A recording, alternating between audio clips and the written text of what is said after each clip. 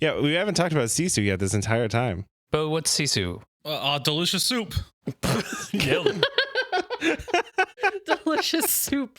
Ash and Zach are super smart. They went to college and learned a bunch of stuff. And Bo and Andrew didn't go to college because that's just the way life goes sometimes. What happens when you put them together and you try to make them learn? Grab your friends, let's listen together on Get Dumped on an Info Dump podcast. Hello and welcome to Get Dumped On, an Infodump podcast. This is the podcast where we get together and we learn about stuff and you learn about stuff and we have a great time together as friends. If this is your first episode, welcome. We're happy to have you. You should probably go back and not start with this episode because we have a lot of other episodes, but if you just want to keep listening, that's fine too. If you're a regular listener, hello, welcome. We're happy to have you back. I hope you're excited today. I don't remember what we're doing, but as always, we're joined here by Bo. Oh, hello. I am Bo. Oh, that's Bo. And then we're joined by Andrew. Hey, my dog is at my feet right now. Show me his belly. So I'm going to pet it. So I'm gonna do that right now. Little puppy dog. If you also have a dog, you should pet it because dogs are great, or a cat, or any type of animal that likes to be pet. I am Ash, and hosting today is the wonderful love of my life, Zachary. Zach, what are you going to be dumping on us today about? Hey, I'm Zach, and I want to. Oh, now the energy's. Let me start over. Let me center myself. Let's have a drink of Liquid Death Rest in Peach.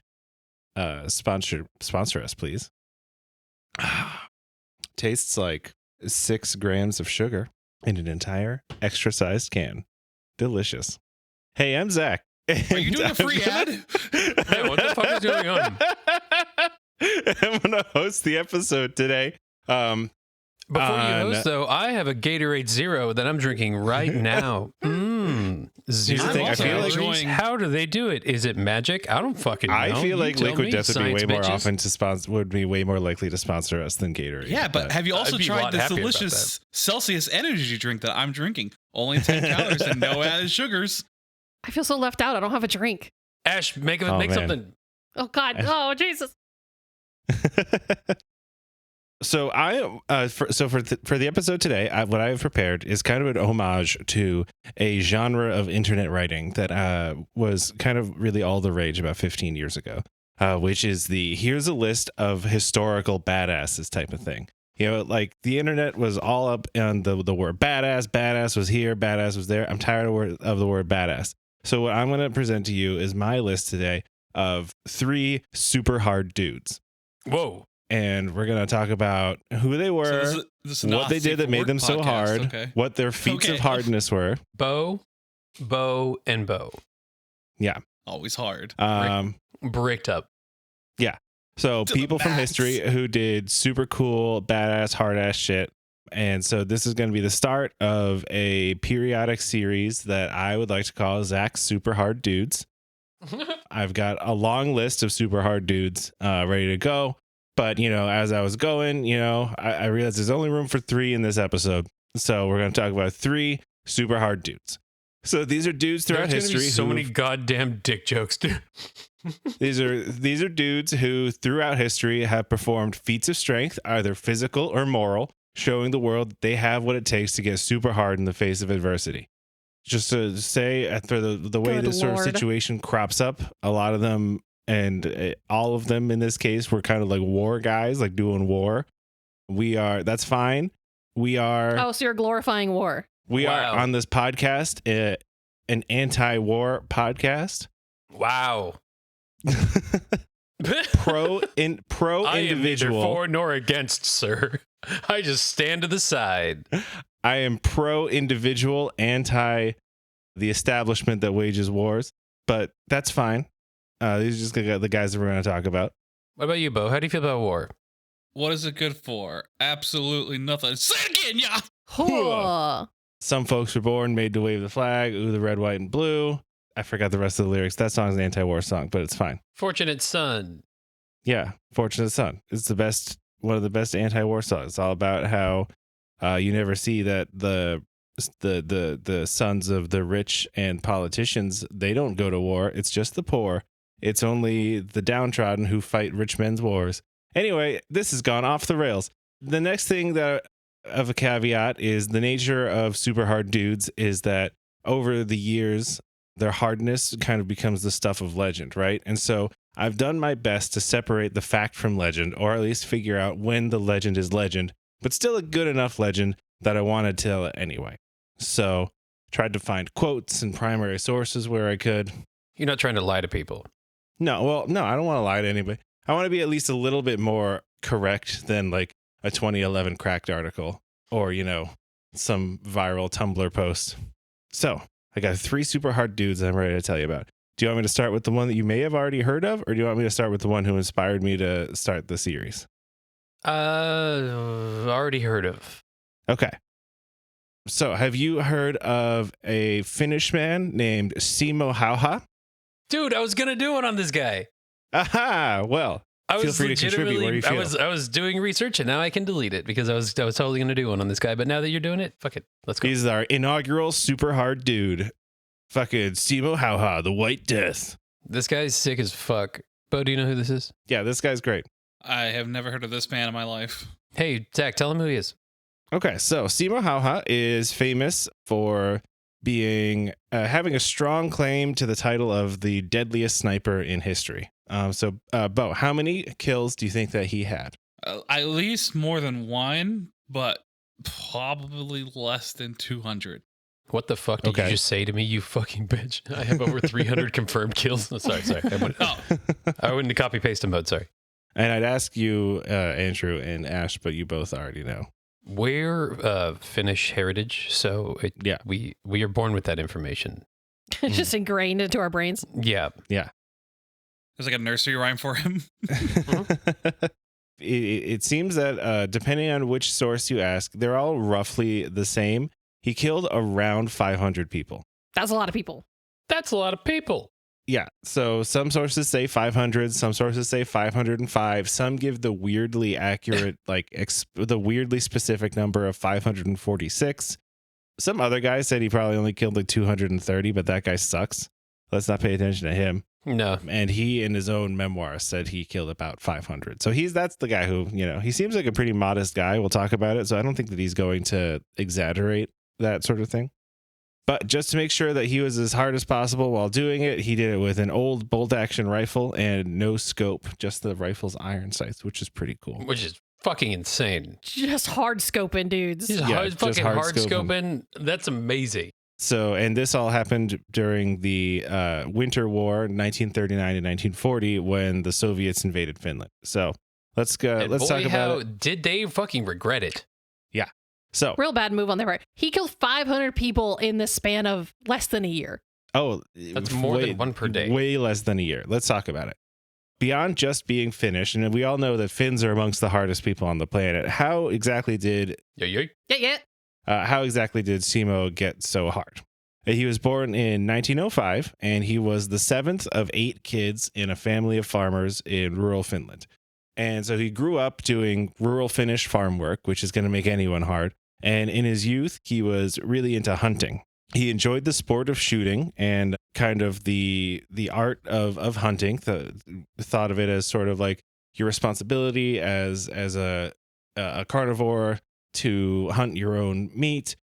He saw he said a few things about the connection between hunter and prey. He seemed like he was really respected the practice of hunting. And then he enjoyed the sport of shooting to the point where he became pretty well known amongst the Finnish sport shooting community for winning a lot of marksmanship competitions in his youth. I'm sure that he had a fair amount of natural aptitude there, but he didn't like any sort of recognition of natural aptitude. And if you asked him how he got so good at shooting, he would just say practice.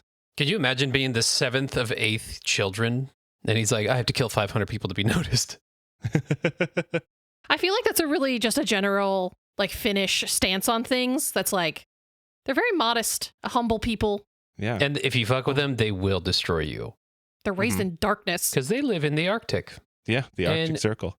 They don't have showers. They have saunas. And they jump in the ice water for fun. They also have showers, but they probably have showers. But yeah. Oh, wait, hold on. Shout out to our Finnish listeners, by the way. We found out that we have a little Finnish people who listen to this podcast. Yeah. So, hello. And now we're done. Get it? Finished. We visited, Ash and I visited Finland a couple of years ago. What a country. I loved Finland. I can't wait to go back. Fantastic trip. Yeah, it was great. Yeah. I love Finland. I want to go so bad. I've never been. I want to go so bad. Hey, listeners, if you want me to go to Finland and hang out with you, I will go if you pay for the whole thing. Yeah, we'll have a meetup. And I'll fly out there. I'll hang out with you. Meet up in Hopefully you Finland. speak English. Hopefully you're listening to this. You probably speak English. Most people in hang out. Finland speak English. They teach Yeah, I know. students English in school. Americans are dumb, and they just like everyone has to be better for when the Americans come out. I'm pretty sure like most people in Finland speak Swedish and English. That's so cool. God, I wish I was born there. I wish I was a sniper too. It was pretty great. Yeah, so back to the sniping. By the time Simo was 20, he had completed his mandatory year of military service and also entered and won lots of marksman competitions. You can kind of see over time, there's like photos of the winners of these marksman competitions, and like he wants to be standing in the back of the picture so that nobody like takes a picture of him, but he's kind of forced to be at the front of the picture because he outperforms everyone so like by so much. He's like, And no, he could hit don't look at me. He could hit a target 16 times in a minute at 500 yards. Wow. Holy fuck. Without a fucking scope.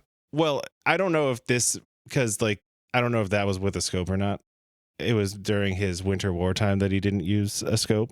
I have no idea if this is without a scope or not, but still 16 times in a minute with a bolt action rifle. Guess.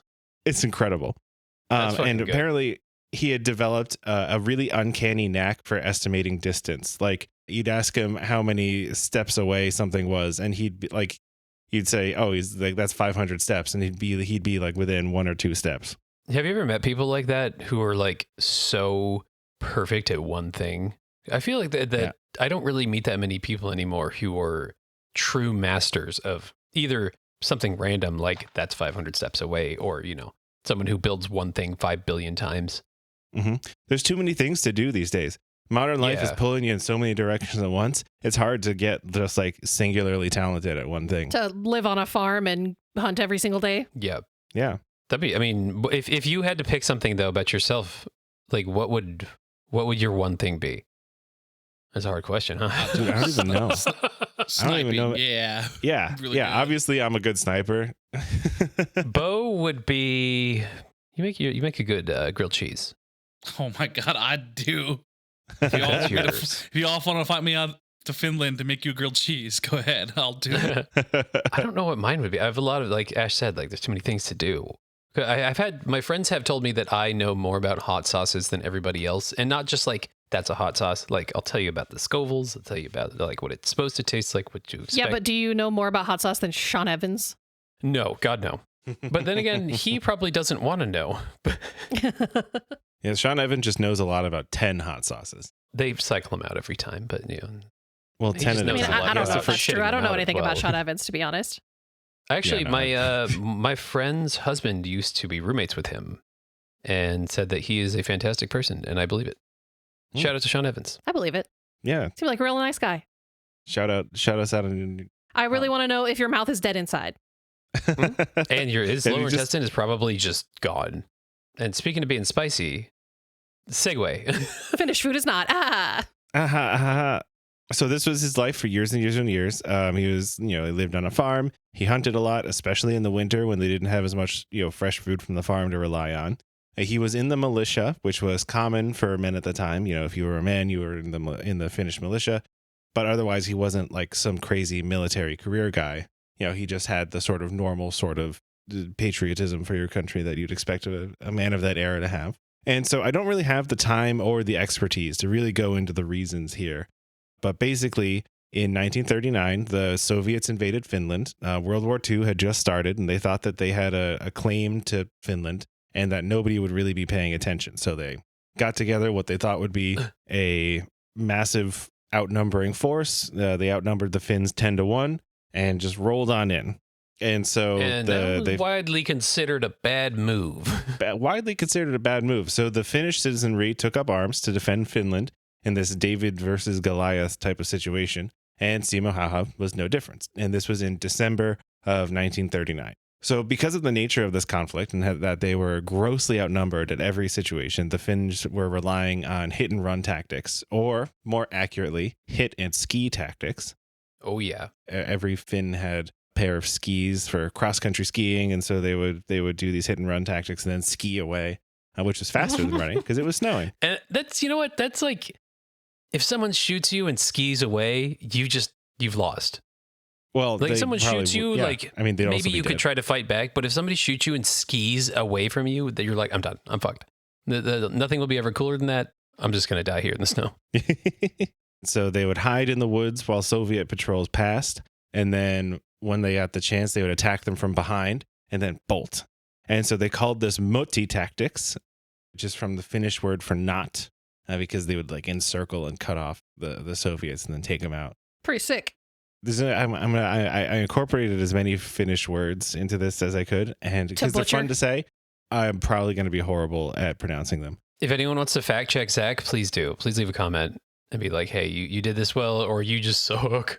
Fun fact about the Finnish language. Did you know that J.R.R. Tolkien based Quenya, one of the Elvish languages, on Finnish? Yes. Just a fun fact. It's got too many consonants for me to understand. So me and Ash are pretty well versed in the Finnish thing. Well, yeah, but also awesome. But a fun fact for our listeners. What do you think? What do you think about this episode so far? I haven't heard enough from Bo. A trick shotting sniper. I'm all in. You got my attention. He was 360 no scoping with skis on. That's wild. He literally was no scoping. That Finnish man, he gets the job done. You know. Mm-hmm. Yeah. Well, so Simo wasn't using skis himself that often. What he would usually do is he would kind of take advantage of the experience that he had hunting and go on solo missions behind enemy lines, which is classic hard dude stuff. That's so hard. When he joined up, the military gave him a rifle that was better than the one that he had. It was a Mosin Nagant M2830, which is a sniper. I don't know a lot about guns. I'm not like a super gun guy, but from what I know, the Mosin Nagant, which I'm probably mispronouncing, I think it's Moisin Nagant. I'm not entirely sure. They're reliable rifles. They're good, reliable rifles, but they can also be kind of tough to use because they're heavy, is my understanding of the situation. And so the M28 means that it was made in 1928. So this was also an old rifle at this point. But what I love about it is that they nicknamed it the Pustikurva, which is the pointy ears means, but that's what they call the Finnish Spitz dog. They call it the Pustikurva because the front sight of the rifle has little ears on it. Pretty cute. Pretty cute. That's a cute, for a very grisly weapon. For a death machine, yeah. Yeah. Oh, it's so cute. Oh. But the dogs are cute, so who doesn't love a cute dog? Yeah, so this was a technically outdated, but still a pretty good sniping rifle. Bolt action, could get the job done. So what he would do is he'd wear a white snowsuit, and he'd have fur mittens, and he'd have a snow mask. And when he was posted up for hunting, for sniping, he would camouflage himself behind a pile of snow. He'd pile up a big pile of snow, hide behind it, with the rifle rested on the front of the pile of snow. And so this kind of allowed him, was a nice kneeling position where he was hidden. He was at a good position for taking aim and shooting. And the snow would, by the way that he rested his rifle on the snow, it wouldn't kick up as much and it wouldn't make a big puff of snow when he shot. It would help him conceal his position. And it would keep the barrel colder, so there wouldn't be a lot of smoke from the barrel either. Oh, that's smart. He would also, when he was shooting, he would put snow in his mouth so that you wouldn't see the vapor from his breath. Yeah, this dude just became snow. And he didn't want to use a scope because it would mean that you'd have to have his head up higher to look through the scope, and you would see the glint from the smoke, from the scope, it's just like Call of Duty. Which would do even more to give his position away. And from the reports of it, he was very good at taking advantage of Soviet counter snipers who were using the glint. He'd use that who were using scopes, and he'd notice the glint and take them out. He was playing on hard mode. Yeah, for real. And he would post up in one spot from like daybreak to nightfall. He'd bring bread and sugar with him to keep his body temperature up. And he would always aim for the chest instead of the head because it was a more reliable shot. And it was cold enough that they would die pretty quick anyway from a chest shot. So you wouldn't have to worry about it. And then the final advantage that he had. Pretty sure that during the beginning of the Winter War, the Russian uniforms were pretty dark. And so they were easily spotted in the snow. And so that made them easier targets. Whereas the Finnish warriors were wearing white. Yeah. And they could blend in a little bit more. You're going to the snow. Why would you not wear fucking white? Classic Russia. What are they doing? Oh my God. It's just they thought it'd be easy. Ego thing. Yeah, they thought it'd be easy. And then the last kind of advantage that he had to making him a really great sniper is that he was 5'3". He's just a little guy. Yeah, so he's just a little guy, which is very helpful. Oh, short king. Short king. We got, you know what? Surprise! Like of this podcast, there's no short kings between the three of us. No, we're all pretty tall. Me. We're all basically the same Bo height. and Zach are roughly 6'3", 6'2", 6'3". I'm 6'3", both 6'3". Zach 6'3", 2.5. Yeah, if we stand next to each other, we're basically the same height. I think you're the No, tallest. I'm and then me, 6'7". and then I'm Bo. 6'7". But Bo's 7 foot 700. He's as tall as the sky. He's big as the big. 700 yes. what? 700 what? Millimeters. Oh, okay. Buying pants is a real challenge. Yeah. This whole thing. He's got to sit in the backseat of the car to drive. Like Shaq. Okay. Yeah, like Like Yao Shaq. Ming. So back on track. It was an exceptionally cold winter. It was like minus 30 Celsius, which is very cold. How cold is that in American? I didn't look that up. I just thought it was minus 30. A fun fact about the way that Celsius and Fahrenheit scale is that minus 40, it's the same temperature. Hey, Bo, look up real quick for me. Minus 30 Celsius and Fahrenheit. I already did. It's minus 22. Okay. And so sometimes the I'm on it, Soviets Zach. would... I couldn't find the results. Oh, dang. Guess we'll never know.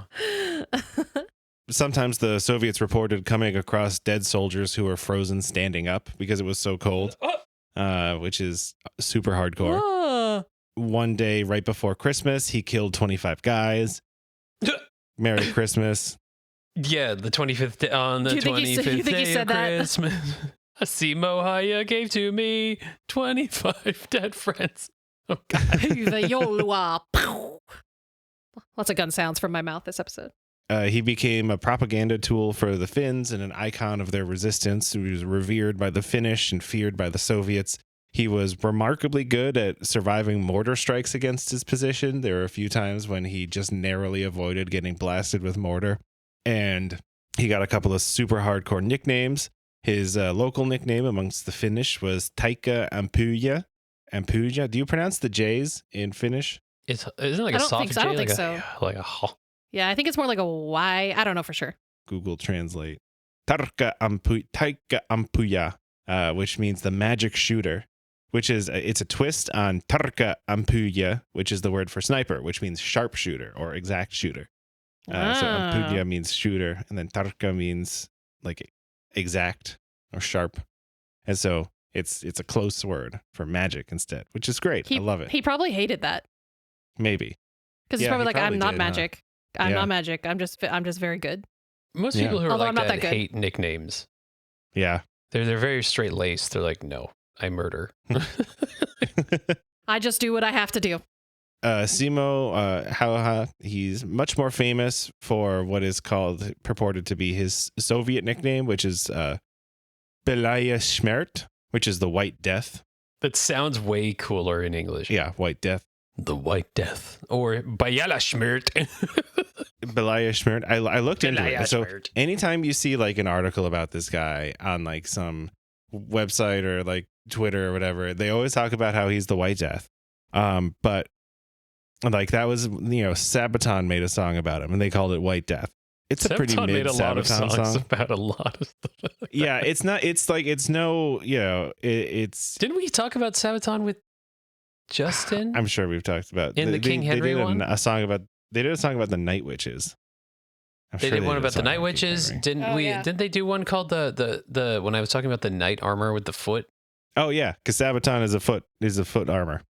Oh, that's the name of that. Yeah, that's the third time Yeah. we talk about them. This is now Yeah, Sabaton well, they podcast. come up a lot. We do military history. There's going to be some sort of Sabaton reference going on. I mean, their best song is "The Last Stand," but the White Death is. I mean, Sabaton songs are good. It's a good song. It's pretty by the numbers as far as Sabaton songs go. It's not really that exceptional. But anyway, the name White Death, it turns out that this is probably some like post-war propaganda. And it actually originates like assigning him the nickname the White Death. The earliest like reference to that is in Finnish writing about the Winter War from the late 80s. And so Russian sources at the time and people who did interviews with Russian soldiers say that the term White Death was used by them during the Winter War, but it was referring to the weather and not him.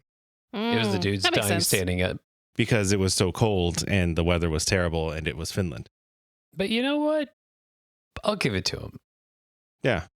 He did a lot of that. He did a lot of death and he was wearing white. So let's go. Anyway, because the Soviets were being accosted at pretty much all times by him and the other Moti snipers, they started employing more counter snipers, and the other soldiers would just start carrying around like big iron shields. But then they would just like shoot him in the kneecaps. Then there's a story I found that one Soviet commander brought in a special like Soviet sniper who was like supposed to be like the Soviet equivalent to like of some hot shit sniper. And this guy was posted up and he took out a couple of Finnish soldiers and he was just waiting for Simo to reveal himself for hours and hours and hours and hours and hours. And then at the end of the day, he gave up and decided to leave. And that was the exact moment that Simo Hauha shot him right in the noggin. Wow. Wasn't he like sitting there waiting for him to leave for like, they were just like pretty much, they knew roughly that they were out there somewhere. Oh yeah. It was just and a they waiting were both game. like doing the waiting game. And that guy, yeah, he just got bored and Yeah. Simo was lost. like, gotcha, idiot. Gotcha, nerd. The other thing to note is that this is all in Finnish winter, which means that this was at best dimly lit because the sun doesn't fully rise in like January in Finland, except for like maybe an hour a day. God, that sounds amazing. That's nuts. I'm Yeah. so tired of being hot, dude. It I want really cold. messes up your circadian rhythm. Like the first week that we were in Finland, we were only there for 2 weeks, I think. I was exhausted all the time. Yeah, I was like, this is going to be fine. I love it when it's dark. And then it was like 2 p.m. and I was like, oh my gosh, I'm exhausted. I need to go to sleep. It sounds amazing. I love sleeping. Yeah, but you don't want to sleep that much when you're on vacation. Contraire, my friend. Sleepcations I'm are just my sleeping in a. favorite thing in the world. I'm going to pay $700 to sleep in a foreign country. That's amazing.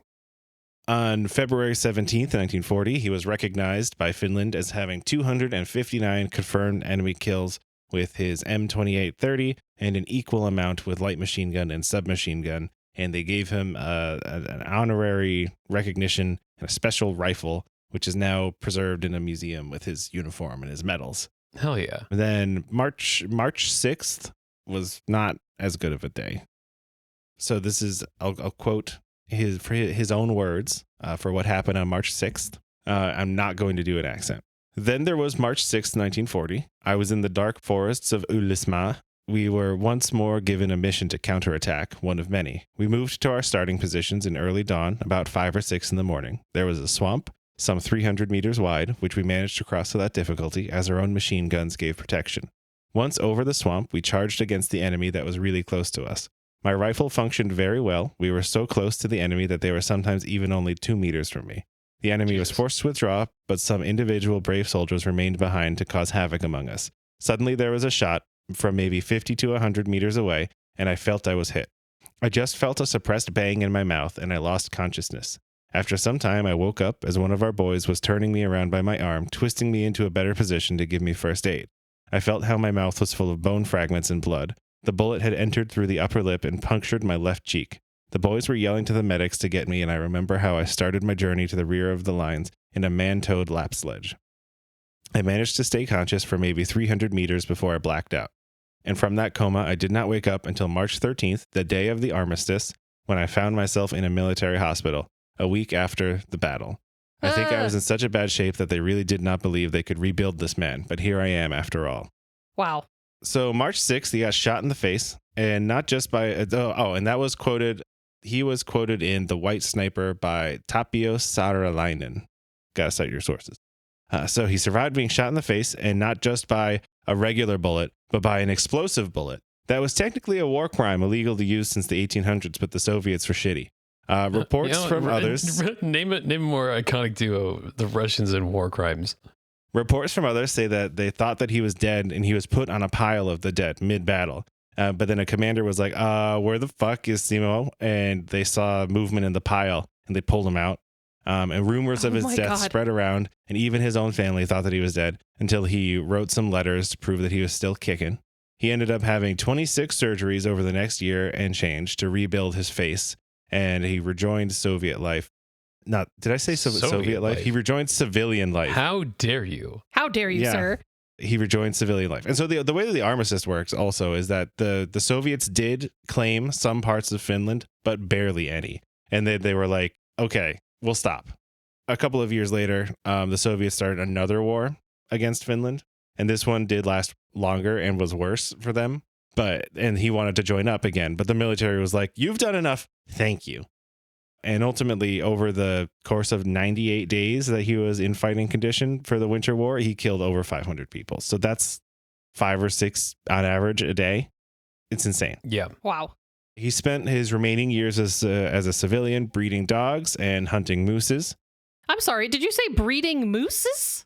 No, I said breeding dogs and hunting mooses. Oh, okay. My brain just really wanted moose breeding, I guess. It was hunting dogs and breeding mooses.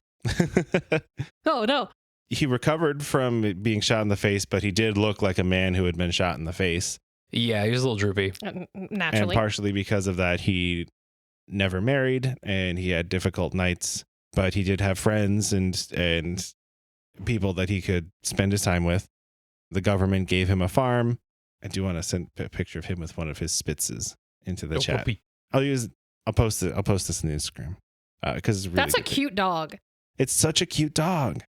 It's really taken, like, if he posted that on the Tinder, he would do well. Yeah, but what do you think about it's really dog? taking the brunt away from the face. It's a dog. Yeah, but it's a cute dog. It's a dog. Yeah. Honestly, for getting shot in the face with an explosive bullet, he still has, like, basically all his face. So that's pretty good. Yeah, he's just a little droopy. He's fine. Yeah, apparently it took like 6 months before they could get him like properly fitted dentures. And that sounds kind of hellish. Yeah. And so he never really talked about his wartime experiences because, I mean, that seems pretty common. Yeah, why would you? Because everyone fucking knew, baby. Yeah. And until an interview, he did some interviews in the late 90s. And in an interview in 2001, he said, "I did what I was told as well as I could. There would be no Finland unless everyone had done the same." Very, very pragmatic. Very humble and pragmatic way to say, I shot 500 Soviets. And then he died in 2002. And if you do the math in your head, he was 96 years old. That's fucking awesome. Wow. Yeah. In 2017, someone going through his things found a memoir he wrote. I couldn't find a translated copy of it. But apparently he's got a bit of quite the sense of humor at times. So I want to find it. You didn't learn to speak Finnish for this podcast? You didn't put it through a translator? You know. I love the Finnish sense of humor. They have a very dry sense of humor, but I feel like Finns are hilarious. Yeah. One of my favorite Finn sayings is like, "Do you have piss in your sock?" No. I don't even know what it means. I've just heard Finn say it and I love it. Okay. I thought you were going to explain it. No, but he did in his memoir. He did estimate his wartime kills to be around 500. He called it his sin list, which is sad. That is sad. Let's see. Do you have piss in your sock? It refers to being silent / unnoticeable, often because of messing up really bad.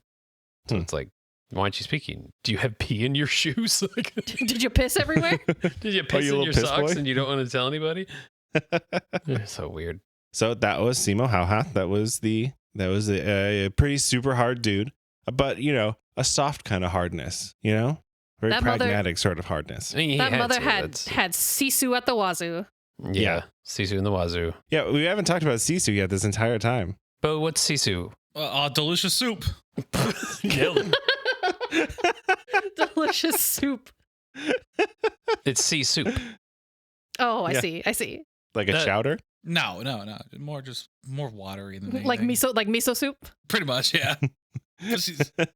Sisu is a Finnish word that it doesn't have a direct translation, but it kind of translates to like determination, bravery, resilience, determination, guts.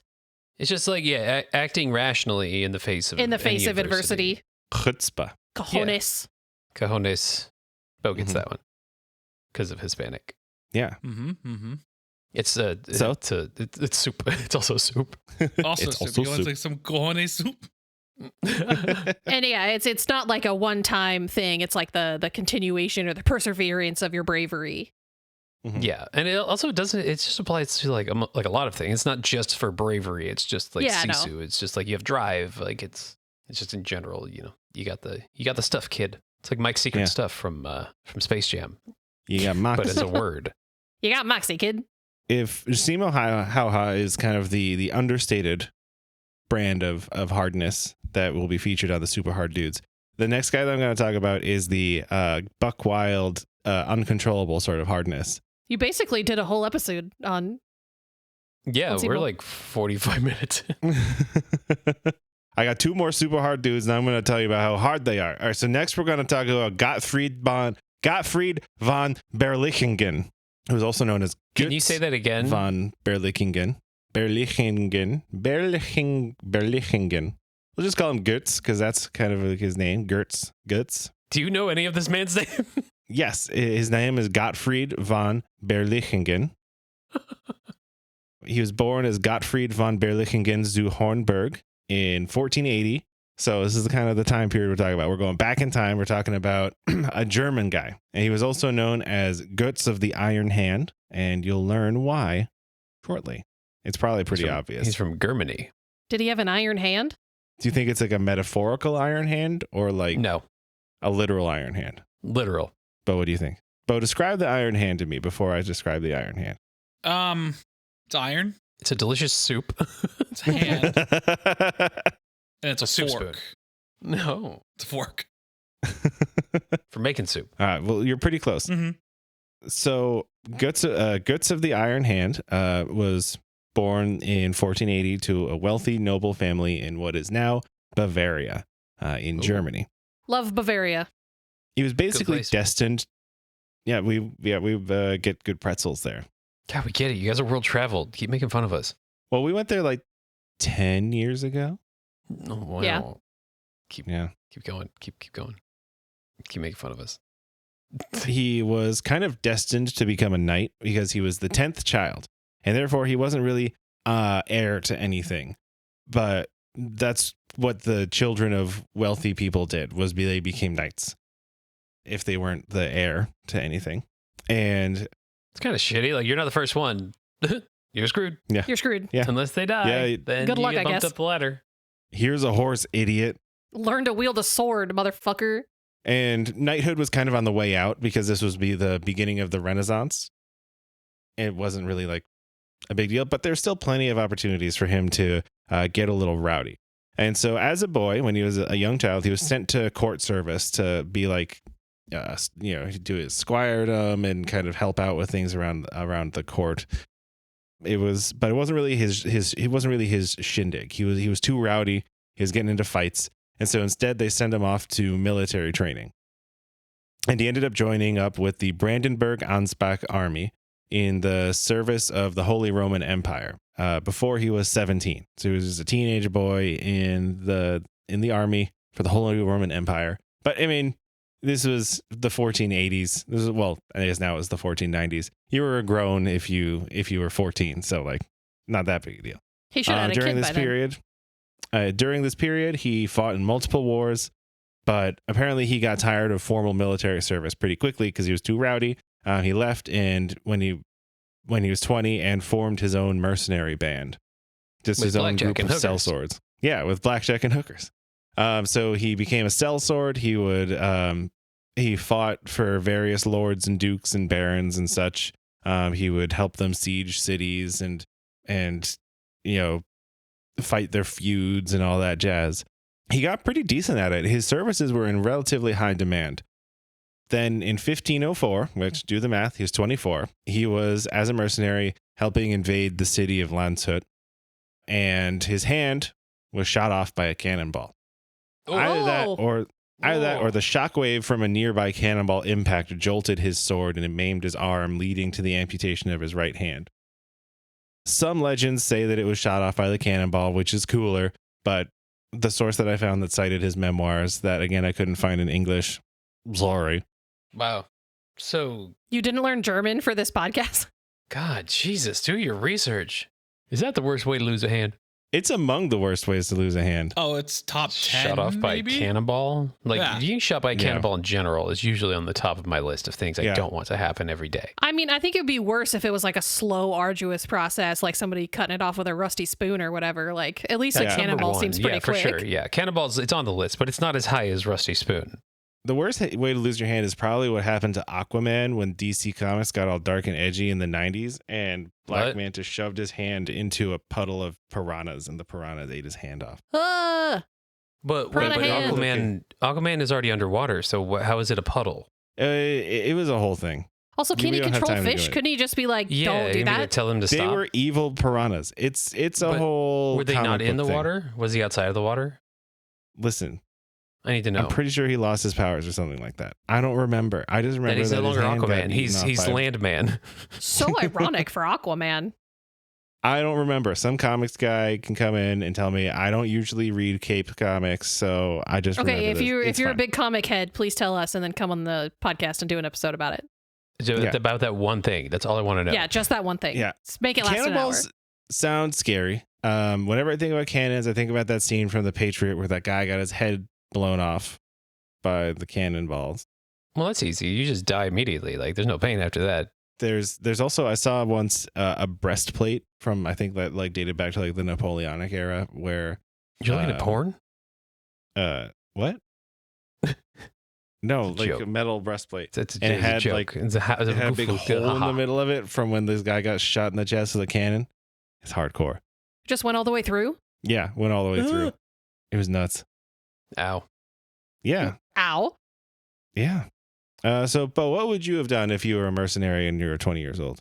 Like, think back to when you were 20. Would you have made a good mercenary? cannibals? Not me, no. I feel like, let someone else do it. Do I have to? Yeah, no. Let's see. Cry. Be sad. I want to play video games. Oh wait, those don't exist because it's the 1400s. No. I would become a chef. I would quit and I'd be a chef. I simply wouldn't. He could have like gone all Jamie Lannister and gotten mopey about it because it was his right hand. It was his sword hand. But he refused to let it ruin his military career. He was too invested in a lifetime of fucking people shit up and getting super hard. And so after a while of using a mitten with Good lord. metal claws jammed into it, he was like, this guy sucks. Wolverine style. Yeah, he basically had a Wolverine glove for a little while. Hell yeah. So I was right. 4 cans. Okay. All right. Yeah. All right. Yeah, Fuck see, yeah. this is what I was telling you. You were right. End of the podcast. All right, we'll see you guys next week. But he got tired of it after a while, and so he commissioned a blacksmith to make him an iron prosthetic with grippy fingies. And honestly, this thing is incredible. It's one of the greatest crimes that the name of the blacksmith who made this has been lost to history, or the very least, like I couldn't find it. Every source that I found said it sucks that the name of this blacksmith was lost to history. So I assume that means that the name of the blacksmith has been lost. But this thing was fucking incredible. So I'll read a quote because I could describe it, but also this is better. And if I just paraphrase it, then I'm basically plagiarizing. So this is from an article by Ashmore et al. From a 2019 issue of Clinical Orthopedics and Related Research. The blacksmith constructed a modest prosthetic hand composed of 4 fingers and a thumb attached to a glove. 2 hinges on the upper edge of the prosthesis's palm would rotate the 4 fingers inwards, allowing von Berlichingen to grasp and use his sword. The fingers could be moved in pairs of 2. Moving the left finger block, consisting of the index and middle fingers, automatically caused the thumb to move in the opposite direction through the action of a lever mechanism. By pressing a button on the back of the hand, all fingers would spring back to their stretched starting position. And from then on, he was known as Götz of the Iron Hand. That's Sounds pretty incredible. cool. You get punched by that fucking thing too. Yeah. It's incredible. And it's the fucking 1504, and this was being made. Honestly, astonishing. That's pretty cool. So he wore this amazing iron glove through several battles before he decided that he needed something with a little more fine control. So he went to, I assume, the same blacksmith and requested another iron hand. And so, to quote the same source, He had a blacksmith construct 3 individually articulated joints on each of the 4 main fingers and 2 on its thumb, providing better grip. Additionally, the position of each digit could also be locked into place using spring-loaded mechanisms built directly into the prosthesis. 2 buttons were used to reset the thumb and 4 fingers back to their normal position, the open hand. A third button would also angle the wrist by about 15 degrees as a way to further increase the number of actions achievable by the upper extremity prosthesis. And so he could fine-tune the position of the right hand and fingers. He could grip the reins of a horse. He could grip his sword. He could even write with a quill. Wow. With a 1500s iron hand. That's awesome. Incredible. And imagine getting backhanded by that thing. I probably wouldn't want to do that though, because it might like bust the springs. Yeah, Maybe. it would hit the button that would make it go back to Turn open it into a position, slap. and then his sword would go flying across the room. And it even had additional sculpted details to make it more lifelike, like wrinkles on the knuckles and Oh, that's so cool. fingernails. Oh, And- fingernails. Bleh. Yeah. It must be nice And, to be rich Yeah, right? to Honestly. buy something like this. And so both this original glove and his modern or his follow-up glove with the more fine control, they still exist. And if you visit his castle, you can see them. We got to go there. Yeah, right? I want to see that. So, And eat pretzels. yeah, with the aid of his iron hand, he went back on his bullshit and started raiding various towns and getting into feuds all over Europe. He was feuding with houses, with nobles, with entire cities sometimes. And during one of these feuds, Like just being a dick or what? yeah, just feuding. He got into some disagreement with a city and then would decide that it was time to fight the entire city. So in 1512, he was feuding with Nuremberg, and he raided a group of Nuremberg merchants returning from a fair, but then he got in trouble with the emperor, who made him an outlaw. He banned him from the empire, and it was basically illegal for anyone to kill him. And he was like, okay. You know, it kind of sucks that there's no way for him to disguise himself, because if he like cuts his hair, like Yeah. shaves his beard, then he's like, oh, It's like the he's Full right Metal there. Alchemist. It's like, oh, Well, it's you the put guy a with the glove metal on it. hand. Listen for the clanging. You put a glove on over it like Luke Skywalker, and then nobody can tell that you got an iron hand. He said, who's got 2 thumbs and doesn't give a fuck? Click, click, me. He was released from this ban in 1514, 2 years later, because he paid the emperor 14,000 gulden. Must be good to be rich. Yeah, which is very Wow. it's very like Red Dead Redemption, like pay off your bounty and the He cops paid will his stop going bounty. after you. I have no idea what the exchange rate is. It's really hard to figure out what like the modern equivalent of like ancient currencies is. So I have no idea how much 14,000 gulden is worth today, but it sounds How like much a is it lot. $350? worth? Yeah, About 350. 350. Yeah, it's about 350. Yeah. 350, yeah. Trust me, I'm what do you call it? Guy good with money. I studied money in college. Money a guy man. good with money. Yeah, I'm a money man. Money me, money good money me. You like things? Money. Money, please. In 1516, he was in another feud with another city, the city of Mainz. God, he needs to stop. And he was trying to start some shit with the local bailiff. And so he burned down some buildings to lure this guy out.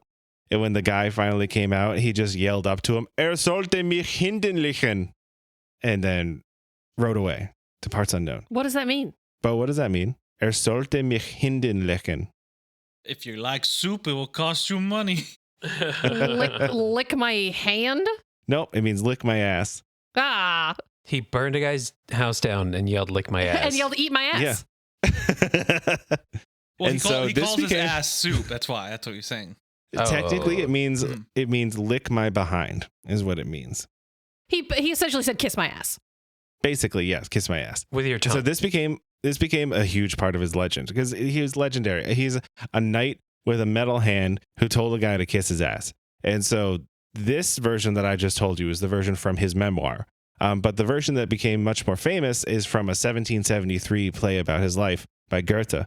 And so he was responding in the play. He's responding to a demand to join the Swabian League and come out of a castle. And he responds with kann mich am Arschen lecken, which means he can lick my ass. which is commonly purported to be the coining of the phrase "lick my ass," which is great. You can find portraits of him around Germany, and there's a banner below his face that says "Er kann mich am Arsch lecken." And his ass is hanging out, ready to be licked. Mozart wrote a piece that's called "Leck mich im Arsch." It's called Piece of And it Ass. goes "Leck mich im Arsch," and it was, for a while there was a really big cultural touchstone in like the late 1700s. Is like just people talking about Gertz and telling people to lick their ass. That's so funny. Really phenomenal stuff. Now, shortly after this, in 1516, going back to reality, there goes gravity, there goes et cetera, gravity. et cetera. Thank you. He and his company of mercenaries captured and ransomed Philip IV, Count of Waldeck, and they released him when they got 8,400 gulden, which made the emperor ban him again. And so his life kind of goes on like this for a long time. And then He's he told the captured emperor and to lick his ransomed. ass, and then he paid his bounty. He got captured, he got ransomed, he got let go, and he promised not to take vengeance. He captured someone else and ransomed them. He feuded with some cities, fought in some wars, got in some more feuds, generally having a good time. Real piece And of work, this guy. Yeah, real piece of work. Just doing all kinds of wild shit. 1525, he was compelled, or so he says, compelled by a group of rebels to act as their leader in the Peasants' War, which then went tits up, and then he was arrested and tried, and he explained that he said that he joined because he hoped he could be the adult in the room and curb them from doing violence, and also they made me do it. Which somehow worked, and he was acquitted. Again, must be nice to be rich. Listen, if I wasn't there, they'd be doing way worse shit. Yeah. Eventually, the Swabian League forced him into house arrest. He had a long and storied history of feuds with the Swabian League. It's a whole thing. It's this like alignment of houses in Switzerland. Too much to get into when it comes to European history. Whenever we talk about European history, you always got to mention this entity has a really long history and this other entity has a really long history. All you need to know is that there's a bunch of people that he was feuding with. He was basically forced into house arrest. And in 1530, he retired to his castle. And so he's 50 at this point, which is Pretty old. honestly amazing that he lasted this long, given the lifestyle that he's been leading. Then in 1540, the Holy Roman Emperor was a guy named Charles V. He said, it's okay to come out as long as you help fight the Ottomans in Hungary. And he was like, more fighting? Sure. Which he did for 2 years. And then he aided in the imperial invasion of France in 1544. And then once that was done, he finally retired for good. Charles V is the nephew of Catherine of Aragon. Oh, well, look at that. Call back. What the hell? Small medieval. Yeah. Wait. Well, this was the early Renaissance, not the medieval. Small anymore. Renaissance. Then, yeah, so he finally had the audacity to die of old age on July 23rd, 1562, leaving behind 3 daughters and 7 sons from 2 marriages. And an iron hand. Jesus. Good Lord. Yeah. Is the, Come from is a the big hand family. inherit like to his oldest like child? Does he give him He's the like, hand? we get This to is cut your your- head off this is now. your inheritance. Yeah, they lop it off at the funeral. Yeah. And they're like, this is for you now. Finish. I don't know work. what happened to the hand in between then, but you can see the hand. You can go to his castle and see his hand. There's a lot of pictures of it online. It's pretty great. What's in Jagdhausen Castle is what it's called, which is in Baden-Württemberg in Germany. So that's fun. Is there a top Württemberg? That's not what the word means. That was a joke. So what'd you think of that guy? That was kinda dick. fucking wild. Interesting. He burned a guy's Yeah. house down and then told him to lick his ass, and everyone was like, haha, he's so clever. It's like, he burned someone's house down. Do you know how... Well, he didn't burn He doesn't down have a that house guy's anymore. house. He was just burning down random buildings Okay, outside that's the... worse. That's worse. That's so much worse. What if there was babies in there? Yeah, people at the time thought of him as kind of like a Robin Hood figure because most of the time when he was doing violence, it was towards nobles. He was rich. Well, yeah, you know, He himself was rich. that's what gives him that. That's what's called responsibly using your privilege. I don't know. Not sold on him. Okay, well, He said let's that move he would on just to. walk into towns and start fighting people. I don't know if I like this guy.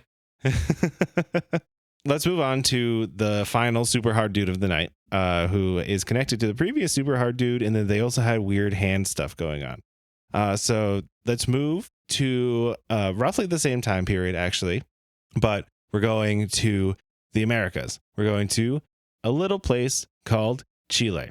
This guy named Galvarino, he was a Mapuche freedom fighter who did not possess a single ounce of give up juice.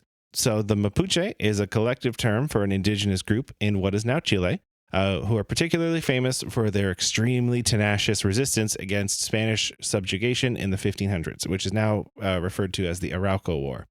Now, we've covered the Spanish conquest of South America before. I don't need to waste time by getting into the details. If you missed those previous episodes, listen to the Machu Picchu episodes, one where we go over it more. I believe it's called Cool Sights in Peru. Yeah, part 2, Machu Picchu. Part Electric 1 Boogaloo. and 2? Yeah. There's 2 of them.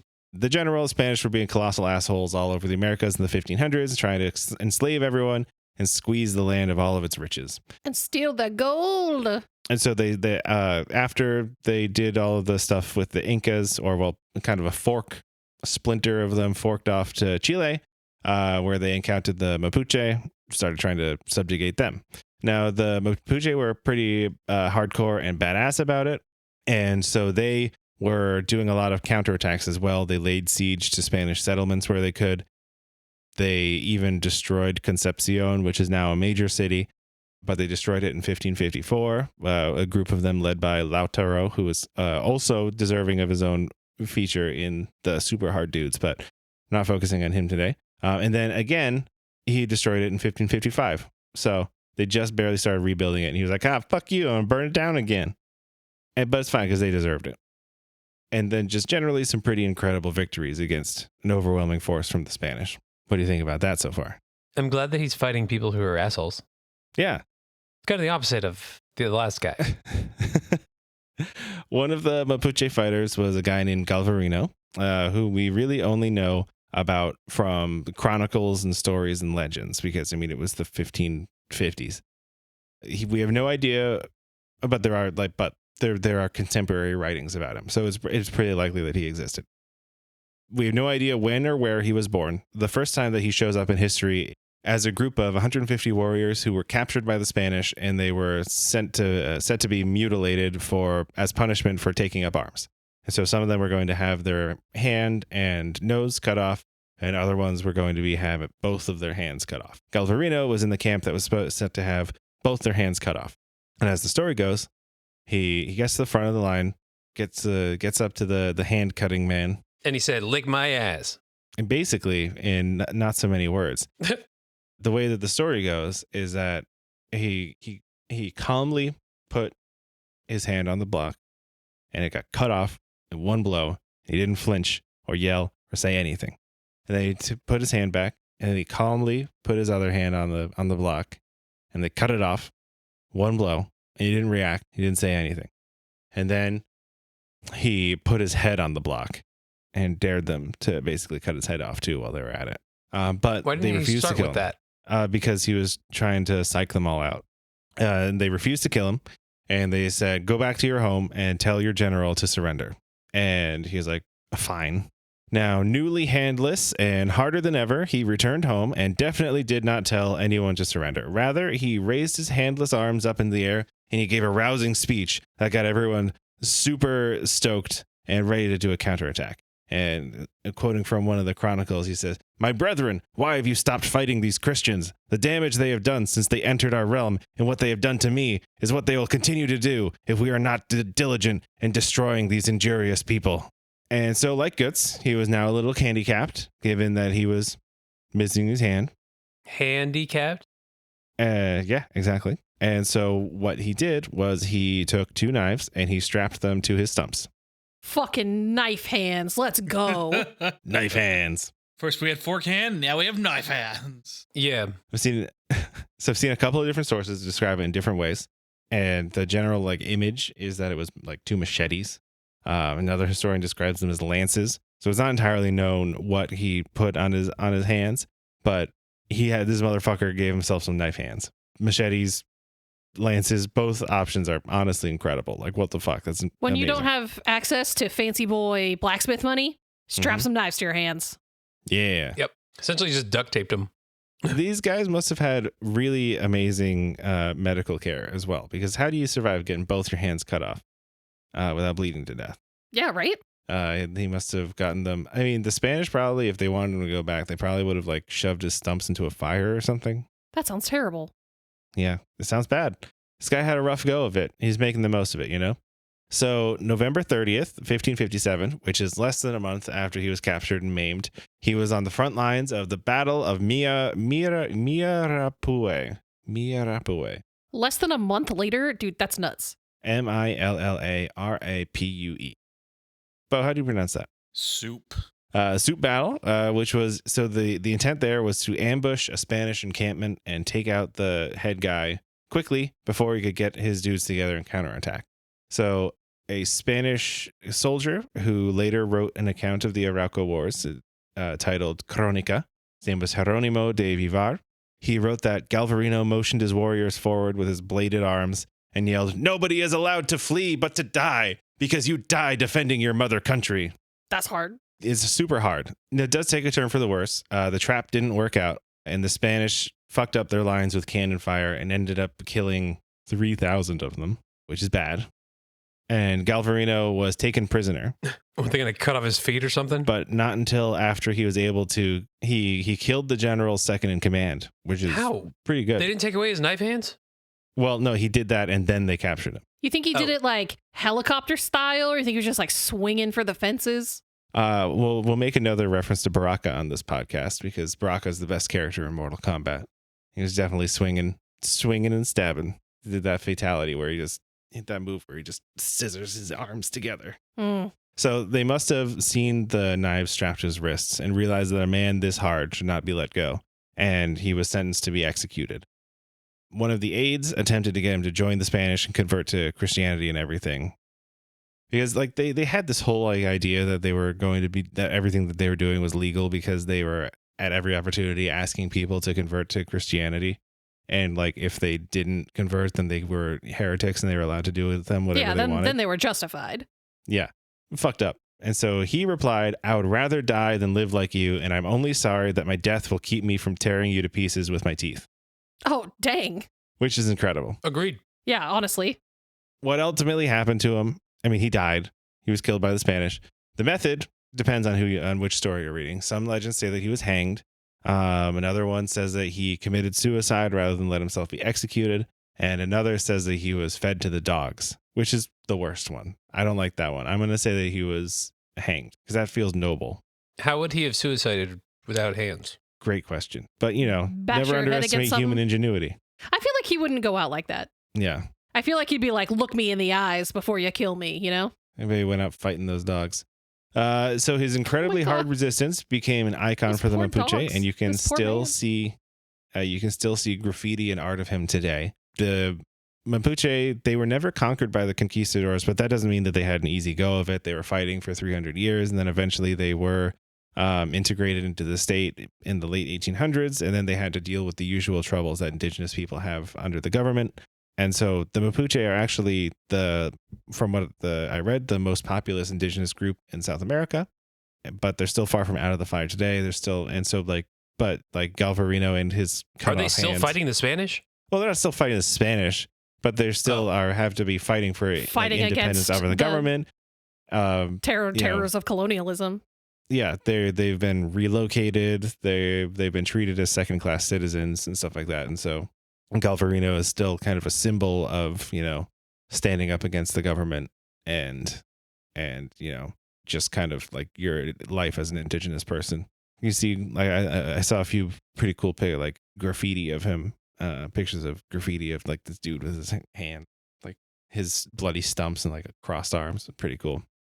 Anyway, so those are Zach's super hard dudes. Get ready for the next episode where I'll be talking about some super hard dudes who happen to be ladies. Super hard lady dudes. Because sometimes super hard dudes are ladies. I just worked on them in this order and then realized that this episode was going to be too long. And so I pushed off the super hard ladies. Sorry about that, ladies. But don't worry, your spot in the spotlight of hardness will be coming soon, whenever that episode is done. And we're going to do it. So like it'll happen. But anyway, what'd you think? Who was your favorite hard dude? What was your favorite feat of hardness? You know, I like the blacksmith that made the guy the hand. I was going to say that. Not the guy who wore the hand necessarily, but the blacksmith who made him the hand was pretty cool. That dude's awesome.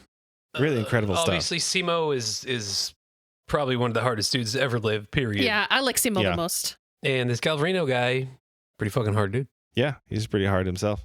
It takes a certain special type of motherfucker to strap knives to your hands. Or, well, to the stumps where your hands used to be. That and have them cut off and not flinch. Yeah. Yeah. Mm-hmm. Probably ouchie town a little bit. It's hard to eat soup without hands. Yeah, no, good point. Sure. Good point. Unless you have a straw. Suck it all up. That's true. They didn't have straws. But then you can't get the No. you can't get the chunks. You need to get like one of those boba straws. Apparently, they didn't have straws back there. Didn't have boba in 1500s Chile. You sure? I'm gonna fact check you on that one, but I'll get back to you. I'm not gonna do it right now. Okay. You did not ask Bo or Ash. Well, Ash said I said my favorite. the blacksmith. And Simo was my favorite. Yeah. Yeah, But what was your favorite feat? Everyone Your favorite should feat of agree. hardness? It's the sniper man. Mm-hmm. He's the favorite. He's badass. The White Death. Oh, so you're just saying that this episode peaked early and didn't live up to the beginning. Oh I yeah, see you how it went is. up and then you went straight down for me. I'm kidding. I enjoyed the whole episode. You know how much Imagine Bo if I was a hates dick. limb loss. Mm-hmm. Mm-hmm. And how much he loves soup. Yeah, I do love me some soup. What's your favorite kind of soup?